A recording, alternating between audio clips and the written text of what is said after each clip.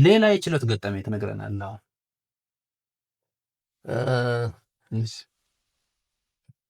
ያው ችሎት እንግዲህ አንድ ጊዜ ደግሞ የማስታውሰው ከወረታ መተን ፕራክቲስ እየሰራን ነበር። ኦኬ ፕራክቲስ ማለት ረዳት ዳኛ ወይም ረዳት አቃቤ ሕግ ሆነህ ስትሰራ? ዳኛውን እየሰራን ነበር እና ዳኛውን ስትሰራ ሁለት ሆነህ ነው ያው አንዱ ክፍል ውስጥ ሁለት ሆነህ ነው የምትቀመጠው ማለት ያው የችሎት ቦታ ስለሌለ ጥብቅ ስላለ ከዛ የሆነ የእንትን ነው ምንድን ነው ስሙ የአካል ጉዳት ማድረስ ነው እንትን የነበረው የወንጀል ጉዳይ ነበር የነበረውና ከዛ ያው ምስክር ተመሰከረ ያኛውን ማስመሰከረ ምናምን እና ተለቅ ያሉ ሰው ናቸው። ተለቅ ያሉ ሰውና ልጅ ናቸው ተከሳሾቹ። ኦኬ ሁለት ናቸው ተከሳሾቹ። ከዛ ያው አይ ቲንክ ራስ ቅሉ ላይ መሰበር አለው ምናምን ከበድ ያለ መናገር ምናምን ለሁለት ነው የተደበደቡት እንደዛ ነው የሚለው። እሺ ያው በሰው ምስክር ነው ያው ማረጋገጫ የለውም። የዚህ ራስ ቅል መሰበሩን በሕክምና ታረጋግጣለህ። እንደዚህ መያዝ ለመናገር ያዝ ያደርገዋል ምናምን አይነት ነገሮች እሱን በሕክምና እንትን ታረጋግጣለህ። ግን እንግዲህ እነሱ ደግሞ የሚሉት እንዳልኩት የሰልፍ ዲፌንስም ጉዳይ ነበራቸው እነሱ የሚያነሱት ማለት ነው። ዞሮ ኤክስፔክት ያደረጉ አይመስለኝም አላቅም።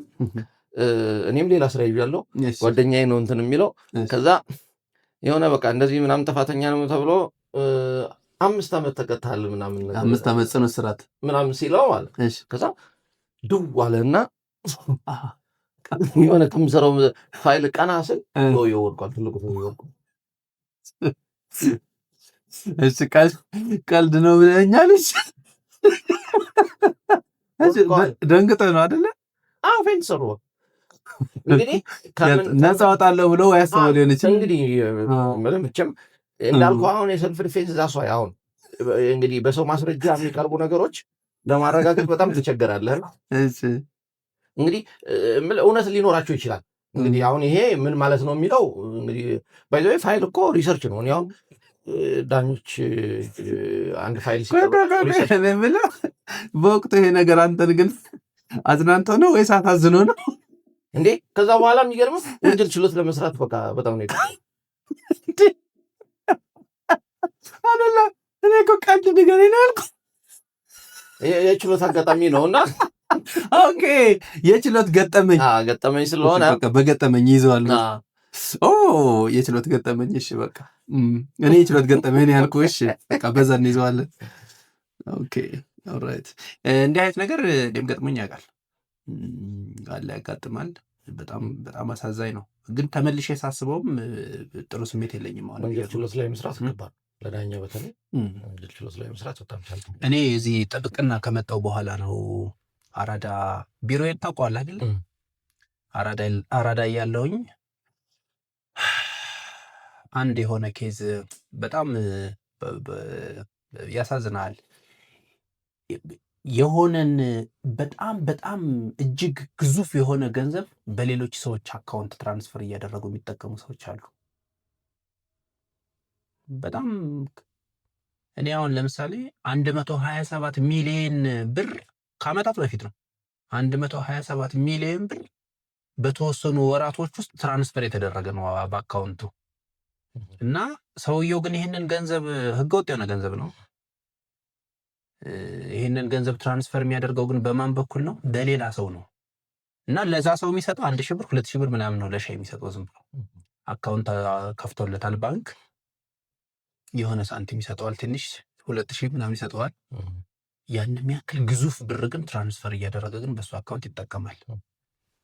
እና ፖሊስ ሆይ የመጣው በቁጥጥር ስር ማለት ነው አለ ይህንን ምስኪን ልጅ ማለት ነው። እኔ ለሱ ነው ጥብቅና የቆምኩት እና የዋስትና መብቱ አልተከበረለትም በጊዜ ቀጠሮ እና የመጀመሪያ ደረጃ ፍርድ ቤት ላይ ኦልሬዲ ዋስትናው ተነፍጓል። ሰው ወደ ከፍተኛ ፍርድ ቤት ወሰድኩት እኔ ይግባኛ የዋስትና መብቱ ተከበረለት እና ተጠርጣሪው እኔ ጎን ቆሟል። እኔ ቆሜያለሁ። ችሎቱ ለምርመራ የቀጠረው መዝገብ ነው። እንደዛ ቀጥሮት ነው ውሳኔ የሚያነብልን። የዋስትና መብቱ እንዲከበርለት ፍርድ ቤቱ ፈቅዷል። ይሁን እንጂ የብር 500,000 ዋስትና ያቅርብ ሲል ዶኋለ ከጀርባ ድምፁ ይረብሻል። በነገራችን ላይ ያው ጸጥ ይላል። እንደገና ችሎት ነው፣ ኤክስፔክት አታደርግም። ድብልቅ አለ። እንዲ የኔ ተጠርጣሪ የኔ ጋ ነው ያለው። ዘወር ስል ባለቤቱ ናት፣ የእሱ ባለቤት ናት። በጣም ወፍራም ግዙፍ ሴት ናት። እና የሆነ ወንበር ላይ ስትወልቅ ወንበር ከወንበር ጋር ነገሩ ነው ብቻ በቃ ተደባልቋል። በቃ በጣም ነው እንትን ያልኩት። በጣም ስሜት የለን ጥሯል። ይሄ አሁን የሚያሳይ ነገር እኮ አለ አይደለ? ምን ያሳያል? አሁን ሰውየው ከዚህ ገንዘብ ጋር ምንም አይነት ግንኙነት እንደሌለው አሳያ። አሁን ያ ሰው ሲሆን 127 ሚሊዮን ማለት እንግዲህ የቶ 127 እና 1 ሚሊዮን ያለው ሰው ለ500 ሺህ ብር አይጨነቅም። አትሊስት የሚያስይዘው ስለሚሆን ማለት ነው። እና ያ ሰውዬ ሲሆን በቃ ፋክት ይኖረዋል ብዬ አምናለሁ።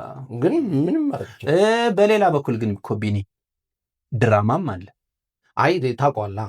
አይ ይታወቃል። ያ ድራማ የሚሰራ እንደማይሰራ በደንብ ነው የሚያስብ። ግን ከሀገር ፍቅር ግን ሰልጥኖ የለ ቢሆንስ? እንዴት በቃ ገበሬዎች ናቸው አንዳንድ ሰዎች አሉ። ገበሬዎች ሳይሆኑ ምን የመሰለ ግን የከተማ ልጅ በቃ እንዴ ሁኖ እኮ ነው የሰራው ምናምን የሚባል ተዋናያን አለ እኮ